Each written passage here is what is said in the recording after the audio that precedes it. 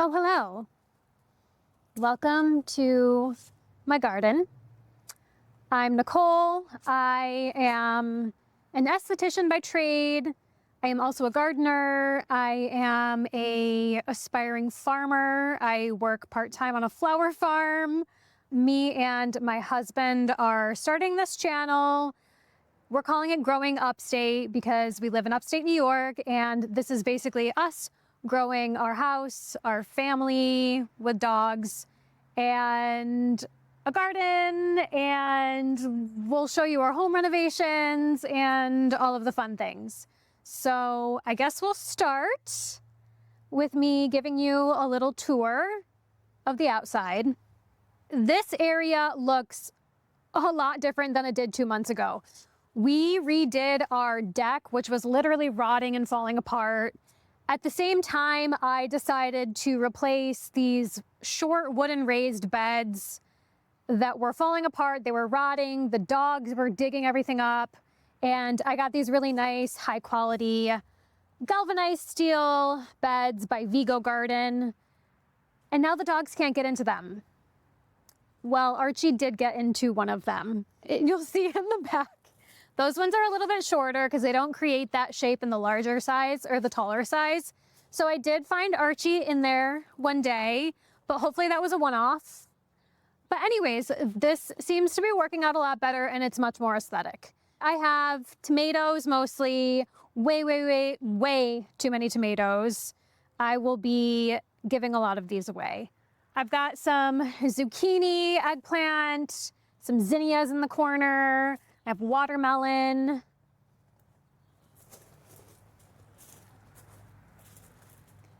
This arch used to be in the back. I moved it up front because I thought it would be a nice little entryway into the garden.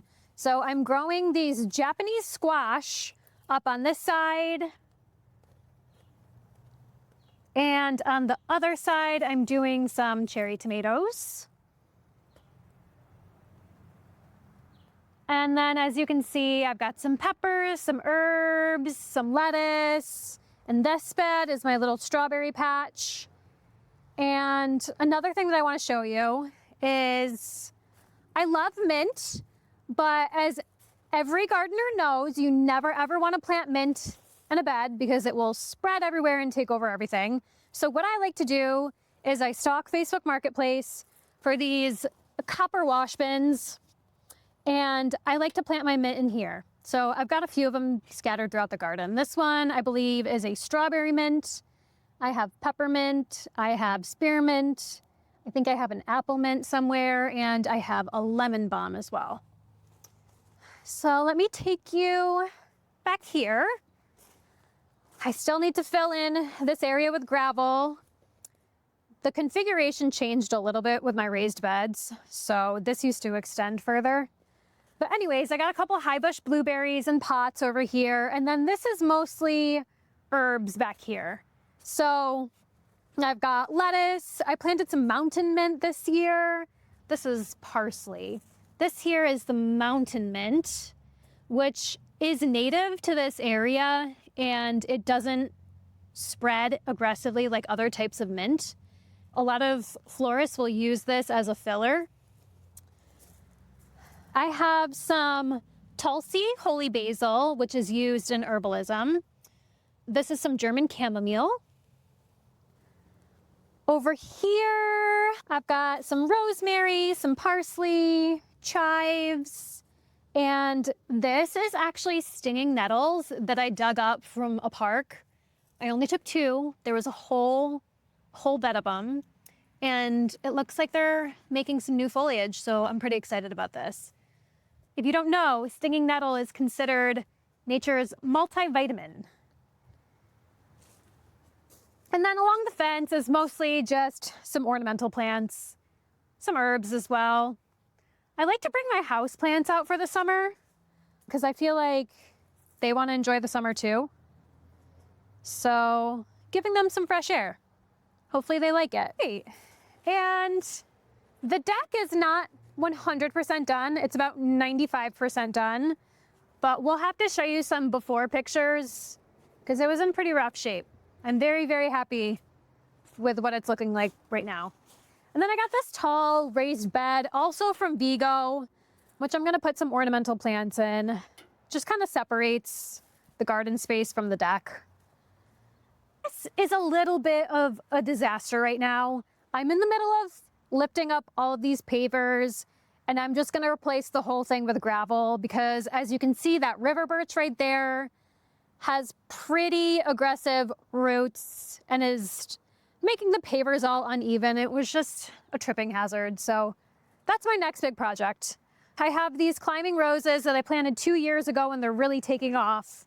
These are the David Austin Generous Gardener. And then I'm going to eventually train them along this wire cable once the canes are long enough to do so. And then I just planted some ladies' mantle, some catmint, some salvia. Hopefully those will grow in nice and full in the next year or two. We got a really, really heavy rain last night, so all of my petals are falling off, but there's many more to come. This is my pride and joy. We tackled this last year. This is my skincare garden. So last summer, in July, I had a friend of mine who's a landscaper come and dig up all this sod, and we planted, well, the roses were already there for the most part, so we're kind of just planting around them. But I've got, you'll see these right here are calendula, which calendula is one of the most amazing herbs for skincare. I've got lavender planted throughout. We have all these nice little ground covers that'll help keep the weeds at bay over time. As we come back here, we've got some chamomile. We have Roman chamomile, and then the taller one over there is going to be German chamomile. But what I am most excited about are just all of these different roses. So I've got a mixture of a few different types of roses: centifolia, damask, rugosa, which are the ones that are most heavily fragranced and are most used in distillations and perfumery and skincare. And then there's cardboard laid down because I'm trying to suppress the weeds, and we're gonna do another little pathway through here this year. And then these over here are some little baby damask roses that should get really, really tall. I think these ones grow to about 6 feet and will form a hedge. And then eventually the idea is that this will be kind of a nook space under the tree and will feel really nice and cozy. I would like to get some string lights up here, probably a better table, and we can host little garden parties. As you see, as we go back, there's more and more roses. Over in that bed, I have yarrow growing. I have bee balm in the back, some more calendula. And then back here is kind of a mixture of elderberry, currants, raspberry, blackberry. We have a goji plant growing over here. I didn't realize that goji plants could grow here, but they do. So really excited to see those fruit. So unfortunately, we had a casualty this winter. This is a little pawpaw sapling that did not make it. He tried. It was a rough winter. So I'm probably gonna try again with another pawpaw. I'm sorry, pawpaw. And then this here is comfrey, which is also used in skincare. So I am an esthetician by trade. I actually quit my job as a flight attendant during the pandemic, and I went back to school for aesthetics. And so for the past 6 years, I've been giving facials. I consider myself a holistic esthetician, which basically just means I look at the whole body, not just your skin, because your skin is an organ that's influenced by basically every other system of the body. So over the years, I have worked with a lot of different skincare companies that focus on plant-based, regenerative skincare products. And one of my motivations for creating my garden was to sort of interact with and get to know the plants that I was using in the treatment room on a more personal level. So calendula was kind of, they call it the gateway drug in herbalism because it's easy to grow, it's prolific. It's basically a combination of dried chamomile, calendula, helichrysum, which is another herb that I'm obsessed with. And I found a local beeswax that I would blend with it. And I started making this salve and using it at the end of my facials. And my clients kept asking me what it was.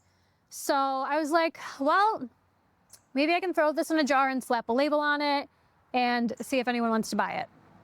So it's now my best-selling product, and I probably go through 50 of these every 3 months, which is a significant amount for a solo practitioner.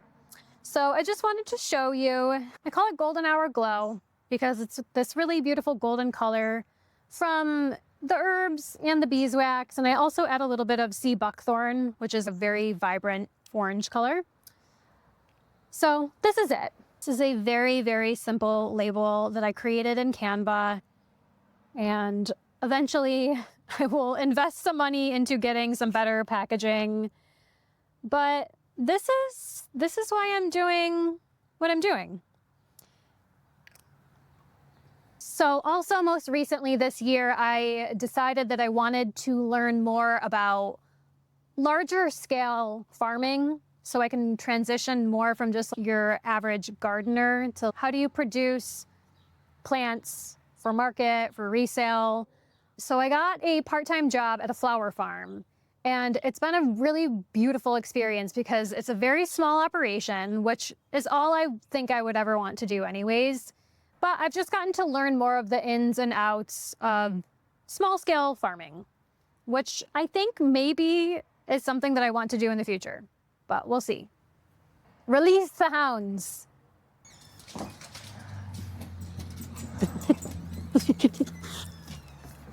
Thank you. Thank you. Thank you so much. Thank you.